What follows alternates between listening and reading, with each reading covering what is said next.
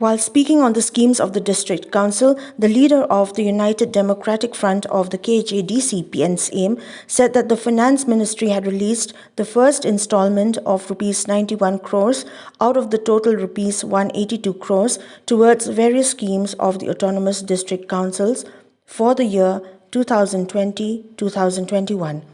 However, the opposition is disappointed at the fact that such schemes related to water supply had been handed over to the PHE instead of the district councils for implementation of schemes, even as there had been no consent from the part of the council on the matter.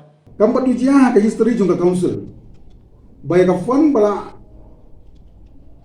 polite the central government. Ham ka consent jungka council. Dan nak level jongka the officer banong ba banong pelaj ke councils. Bakal dong pergi ikut dah minutes ke pangkum ni. This minutes should be taken at the level of the chief minister. Nakai bisutu i. Kabumut kelong ba ya kata ke kebikiran aku ka ngilang go officer. Dia banyak concern nak kalian chief minister. Hendak apa point syangi hatrik November. Ngakai bisutu kanong point syangi kelam ke concern jong chief minister. Apabila point syangi ke bumut kelong ba layo yang concern chief minister, bala kumnu ke skim depan penteri daka PHE.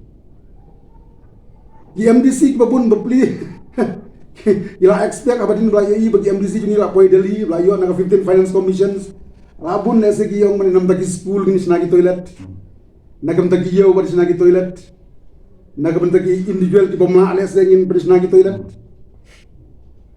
lese water harvesting ina pan le mo gi lese la dagun jaka lese ngin bari snagi top aga polio ro yo pan penlangum dia kiba pun kita expect bala kumu pan penteri ka megen keski tenrai kumba kalong pan penteri ka pan bandaka PHE dinagaliang jungi baka baskulung mo kalong ba haga guideline bala issue daga Ministry of Finance haga sidri kubnai ban riu ajarato haga paragraph haga first page lakran syai kumni bayangkan ni ka pisa di ban perlai wood syagi entities na tayo sutoi kumki gram parishat zila parishat excluded area long excluded area habang excluded area kemudian yangi ka council